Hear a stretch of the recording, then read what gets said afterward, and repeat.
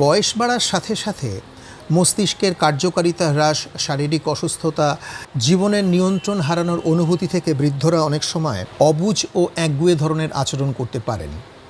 এটি মূলত শারীরিক ও মনস্তাত্ত্বিক পরিবর্তনের একটা স্বাভাবিক ফলাফল। তাদের বয়সকালীন শারীরিক কষ্ট অনেক সময় তাদের মধ্যে একটা বিরক্তি এবং খিটখিটে মেজাজের রূপ নেয় এবং এক এক সময় তারা মেজাজ হারিয়ে ফেলেন তাদের পরিবারের সদস্যদের অবুঝ আচরণের জন্য। ঠিক এরকমই এক বৃদ্ধের গল্প নিয়ে শ্রবণসঙ্গী চ্যানেল এনেছে আশাপূর্ণা দেবীর লেখা একটি ছোট গল্প, নিজের জন্য শোক।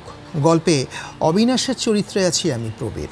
নিচের লিঙ্কে ক্লিক করে গল্পটা শুনে নিন এবং গল্পটা ভালো লাগলে অন্যদের সাথে শেয়ার করবেন এবং কমেন্ট বক্সে লিখে দেবেন গল্পটা শুনে আপনাদের কেমন লাগলো। আপনাদের মতামত আমাদের আগামী প্রযোজনাগুলোতে উৎসাহ প্রদান করবে।